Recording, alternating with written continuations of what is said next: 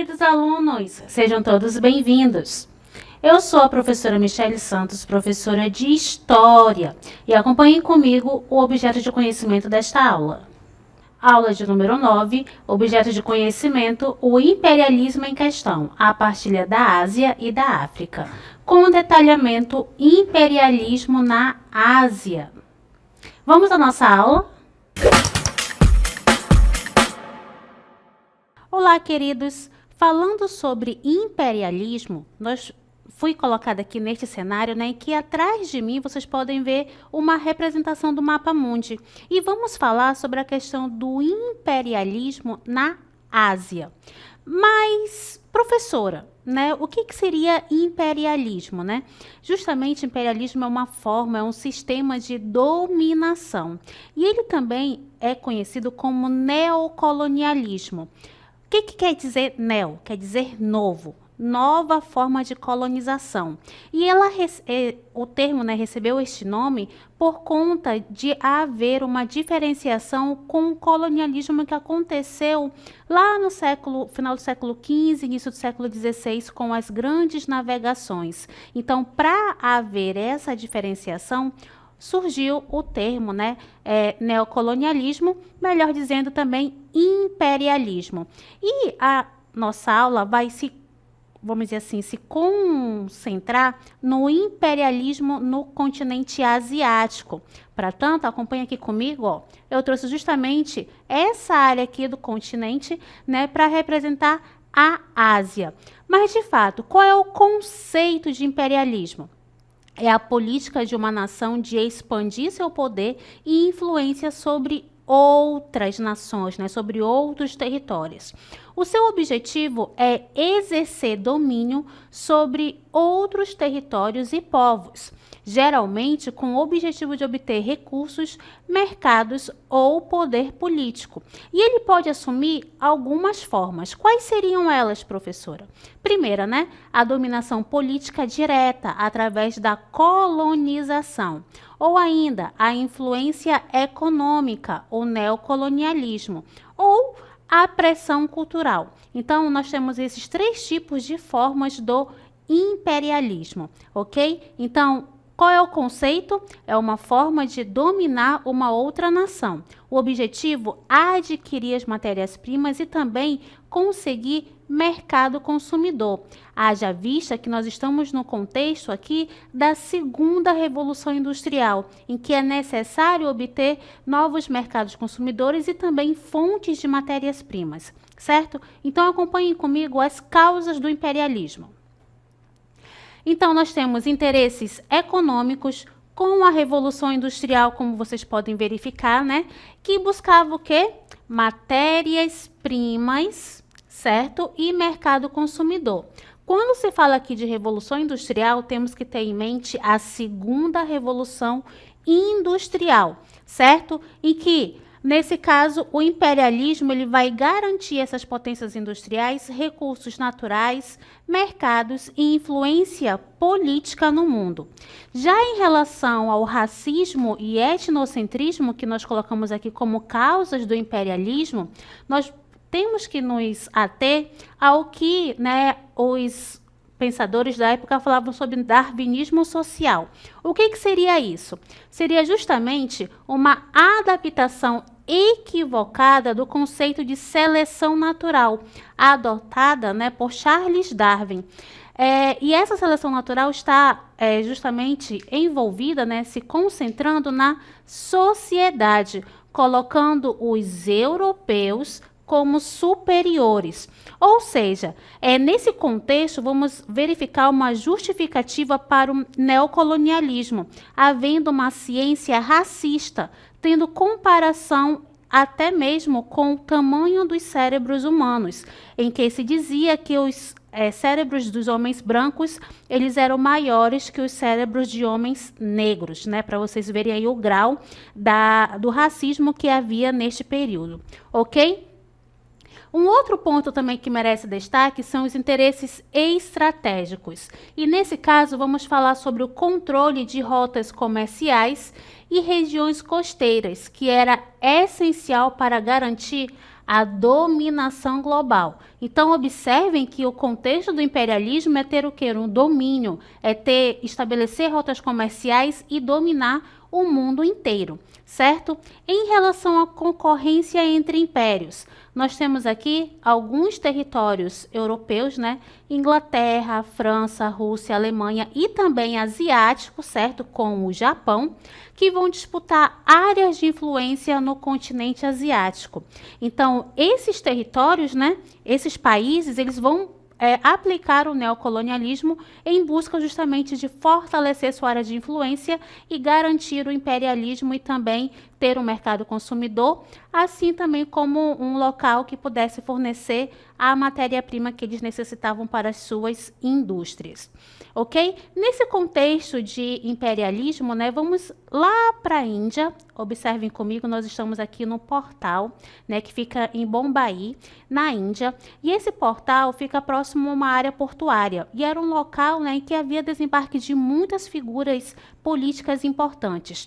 Então, por que nós estamos aqui? Porque nós falaremos agora sobre imperialismo na Índia. E qual é o contexto desse imperialismo? Bem, desde o século XVII, a Companhia Britânica das Índias Orientais mantinha relações comerciais com reinos locais indianos.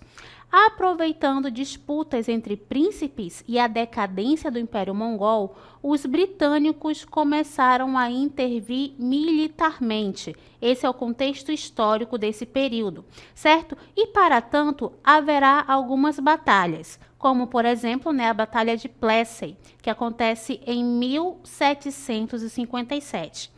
Esta data, 1757, compreende ao que nós conhecemos, né, como a Guerra dos Sete Anos, que foi uma briga entre França e Inglaterra. Então, no século XVIII, nós vamos observar que a disputa pela hegemonia mundial estava entre França e Inglaterra, certo? Então, vamos verificar nessa batalha. Britânicos e Nawab, que é o nome dado ao governante, né, no caso indiano, de Bengala. Quais são as causas? Disputa comercial e política entre britânicos e governantes locais, rivalidade anglo-francesa, anglo, certo? Inglaterra. Pelo controle do território da Índia. Como é que vai terminar esta batalha, né? Com a vitória britânica. Porém, contudo, todavia, né, a Inglaterra, ela vai ter aí um grande déficit econômico, ou seja, vai entrar em uma grave crise econômica. E quais serão as consequências, né, de acordo com essa batalha? Haverá o início efetivo do domínio britânico sobre o território indiano. A partir daquela data, né, a Inglaterra vai ter um controle maior sobre o território indiano, ok?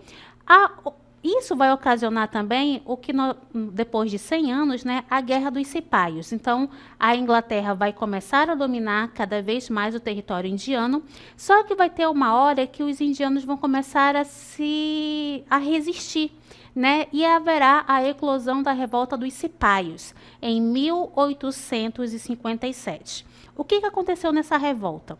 Né, soldados indianos e a Companhia Britânica das Índias Orientais, que foi justamente a companhia que foi colocada para controlar o mercado indiano, com a presença dos britânicos, né, no momento em que eles conseguiram ali dominar a Índia com aquela guerra, né, dos 7 anos. E aí nós vamos observar quais serão as causas para essa revolta. Religiosa e cultural. Dentro do território indiano havia a presença, né, de hindus e também de muçulmanos. Então, internamente já havia um conflito ali religioso, e com a presença da Inglaterra esse conflito ele vai se tornar mais acirrado. Ok? Em relação à estratégia militar, né, o corpo militar indiano ele era, né, formado principalmente, majoritariamente, justamente por indianos. E o nome Cipaios quer dizer soldados indianos, certo? Havia uma política econômica voltada cada vez mais para aumentar o prestígio e também a arrecadação econômica britânica, e havia também um lado social. Então, o que acontece nesse sentido, né? os britânicos começam a usar a gordura animal tanto da vaca quanto do porco na munição que era entregue para os soldados. Detalhe: a vaca é um animal sagrado para os hindus e o porco é um animal imundo para os muçulmanos. Então, quando eles souberam que havia a gordura desses animais na munição, eles começaram a se rebelar. Eles não queriam usar aquela munição e se revoltaram contra o governo britânico porque eles estavam ali interferindo numa prática religiosa, cultural e social dos indianos, certo? E aí haverá uma disputa entre eles, certo? O desfecho, como é que vai terminar? Haverá a vitória britânica e haverá também uma repressão brutal para os soldados que se manifestaram contra essa prática adotada pelo governo britânico. E qual vai ser a consequência direta? A instituição do Raj britânico.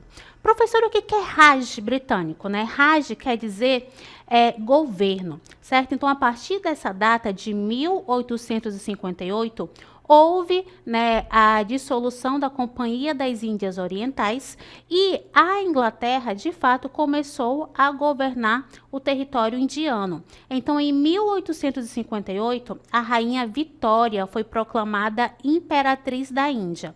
Houve, né, a implantação do governo britânico, em que vai administrar a Índia diretamente usando um vice-rei. Mas não era qualquer pessoa esse vice-rei, tá? Esse vice-rei nunca foi um indiano. Quem eram esses vice-reis, professora? Eram pessoas influentes dentro do contexto inglês, né? Era um aristocrata, poderia ser um político de prestígio, mas todos eles eram britânicos, que iam até a Índia, né, justamente para governar em nome da rainha Vitória, certo? Vamos observar que começaram a ser colocadas leis coloniais que, claro, vai favorecer os interesses da Inglaterra. Por quê? Porque era a Inglaterra que estava administrando o território da Índia, certo? Então, a Índia, nesse momento, ela era usada como fornecedora de matérias-primas, como algodão, chá e especiarias, lembrando que esses produtos eles eram levados, né, para fora da Índia, então era voltada para o mercado externo, certo? Era uma economia exportadora.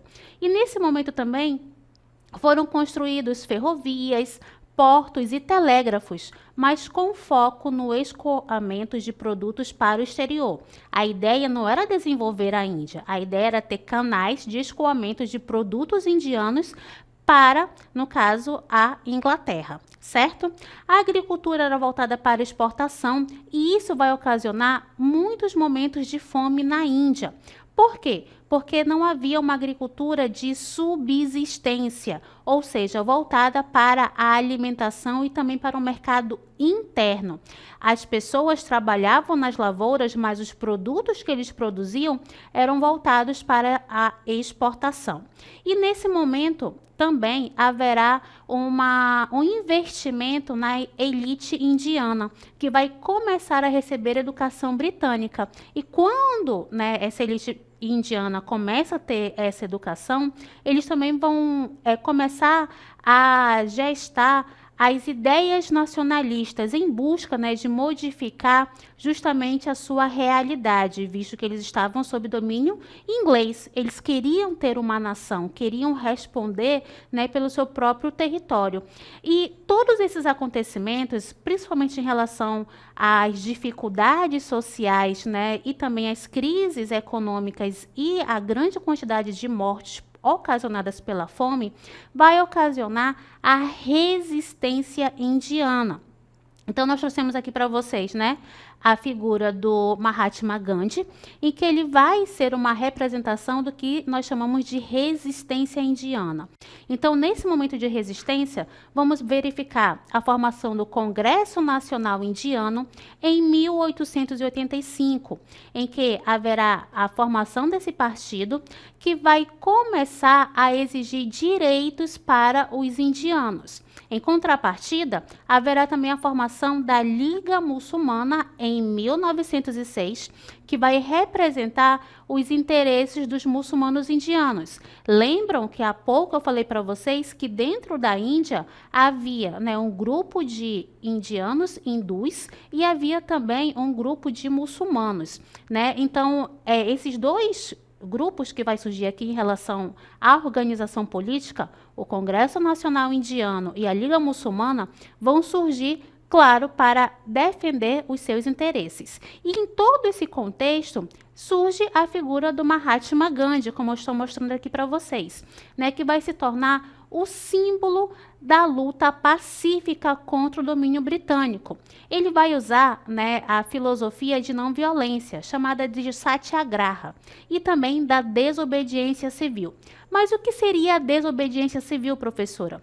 A sabotagem, a compra de mercadorias britânicas, certo? E também é a questão de eles não obedecerem e não comprarem nessas mercadorias, nem frequentar escolas que estivessem sob domínio inglês. Então, essas foram as práticas, né, adotadas por Mahatma Gandhi como uma forma de resistência dos indianos face à dominação inglesa.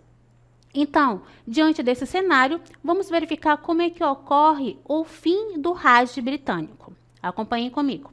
Então, após a Segunda Guerra Mundial, o Reino Unido estava enfraquecido economicamente e pressionado por movimentos nacionalistas. Que movimentos nacionalistas eram esses, professora? Dentro da própria Índia, né? Lembram dos partidos que eu falei há pouco para vocês? Então, eles começaram a se articular, começaram a pressionar, né, o Reino Unido para eles terem a independência. E ela ocorre em 1947, onde a Índia vai conquistar sua independência, mas o território, olha só, foi dividido em dois países, sendo a Índia, com a maioria hindu, e o Paquistão, com a maioria muçulmana.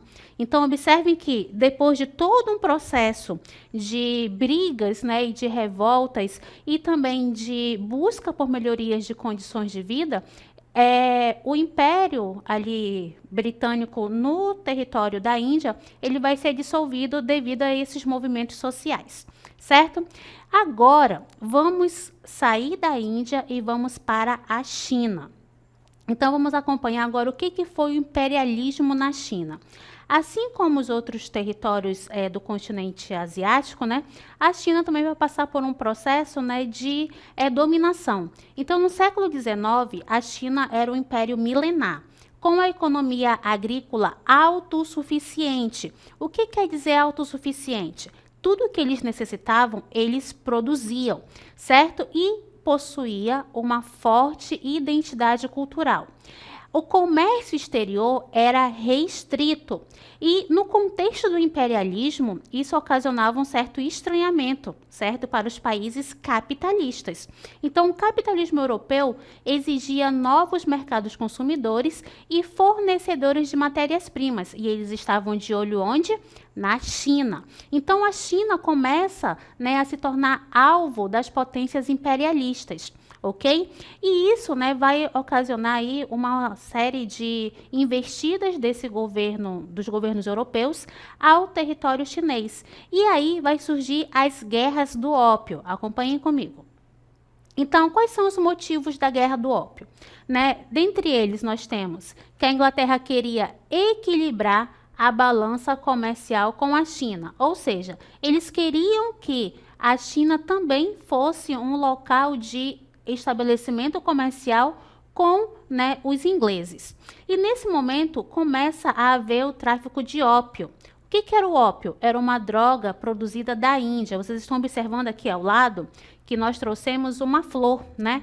Essa flor é a flor de papoula, que é dessa flor que se extrai o ópio. E ele é altamente viciante. Então, quando eles começaram a introduzir o ópio no território chinês, claro, né, que houve ali uma grande quantidade de pessoas dependentes químicas desta droga. E claro que a China, o que ela vai fazer? Ela vai proibir, né, o tráfico do ópio. E aí eles vão começar a intervir nesse tráfico, claro, né? E qual vai ser o resultado? A derrota chinesa, né? Até porque a China ela não tinha um material bélico que pudesse competir com o material bélico inglês. E isso vai resultar no Tratado de Nanquim, em 1842.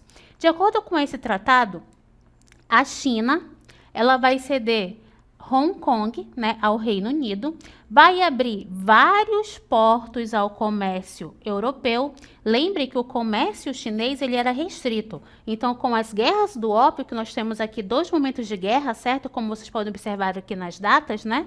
1839 a 1842 e 1856 a 1860. Então, com essas guerras, né, a China acabou aí abrindo alguns portos para o comércio europeu. E isso também esse tratado, ele vai garantir a extraterritorialidade. O que seria isso, professora? Os estrangeiros, eles não seguiriam as leis chinesas. Eles seriam julgados de acordo com as leis dos seus países, ok? Então, no contexto de revoltas, ainda vamos ter a revolta Taiping, que acontece entre 1850 e 1864, e a revolta dos Bóxeres, que acontece entre 1899 e 1901. A revolta de Taiping tem os seguintes participantes: camponeses e cristãos chineses contra, né, a dinastia Qing. As causas da revolta de Taiping é a miséria generalizada e também a opressão da dinastia Qing, certo? E a corrupção, a desigualdade social e a influência do cristianismo. Quais serão as consequências dessa revolta? Morte de milhões de pessoas e enfraquecimento da dinastia Qing. Já os Bóxeres, nós temos de um lado os chineses e do outro lado estrangeiros e missionários cristãos. Quais são as causas da revolta dos Bóxeres? Influência econômica estrangeira, ressentimento anticristão e também a decadência da dinastia Qing. Como é que termina? Qual é a consequência da revolta dos Bóxeres? Derrota militar, pagamento de indenizações aos vencedores e enfraquecimento da dinastia Qing e avanço da Revolução Chinesa. Só um detalhe, tá? Bóxeres significa punho fechado, tá? Continuando, quais serão as consequências do imperialismo na China? Primeiro, enfraquecimento da autoridade imperial chinesa. Era justamente o que os imperialistas, né, europeus queriam. Acabar, enfraquecer o poder interno da China para poder entrar nesse território na área comercial.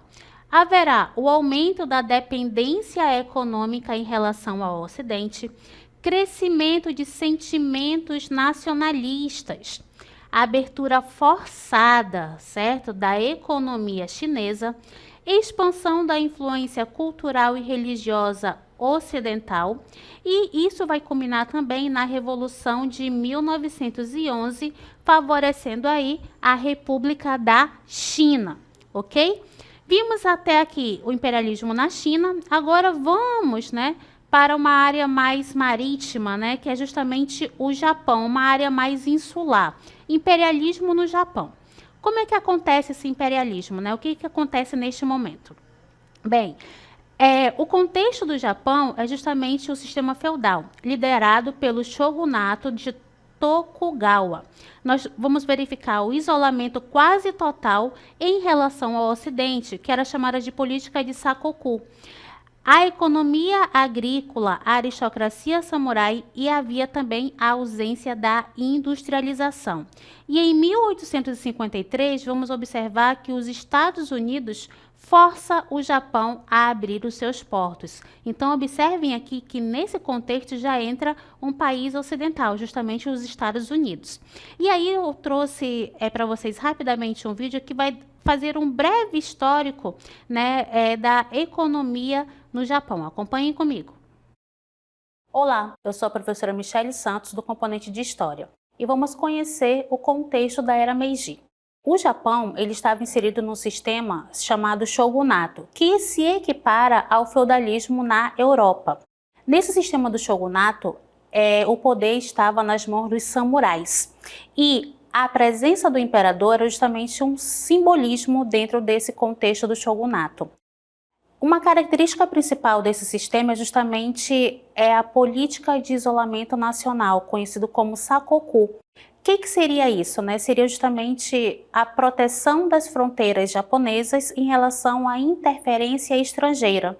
Porém, esse sistema ele vai ser bastante tradicional, que vai ocasionar problemas internos e, aliado com a pressão externa favorecida pela presença dos Estados Unidos a partir de 1853, vamos ver aí esse shogunato chegando ao seu declínio.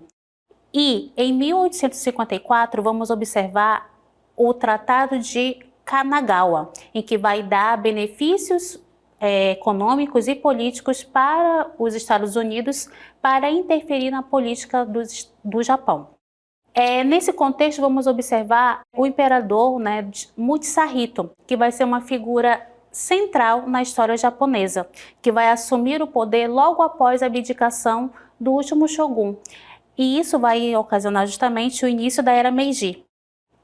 Nesse contexto, vamos verificar a modernização da economia japonesa, em que haverá o investimento tanto nas indústrias modernas como também na questão de infraestrutura, com a construção de ferrovias, de portos e fábricas dentro do Japão.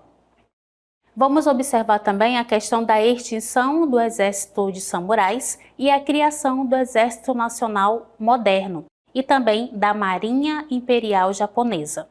Dentro do campo econômico, vamos observar a criação do iene em 1871 como uma forma de unificar o sistema monetário e também em relação ao seu desenvolvimento para o comércio internacional. Em seguida, a questão da criação do Banco do Japão, que vai estabilizar a economia e fornecimento de base financeira para o crescimento industrial. E por último, mas não menos importante, a questão da educação, com a introdução do ensino primário obrigatório para alfabetizar e capacitar a população japonesa e também a criação de universidades, que vai formar a elite intelectual e técnica que vai ser necessária para liderar o país no novo cenário global. E essas são as características gerais da Era Meiji. Então, vocês observaram aí um aparato geral, da modernização econômica do território japonês. Mas nós temos que também lembrar, desse contexto para que houvesse essa modernização.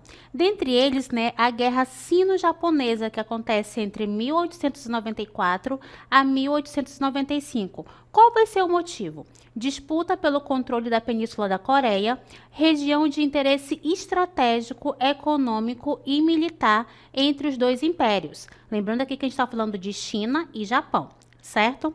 Então, a guerra teve fim com a assinatura do Tratado de Shimonoseki em 1895.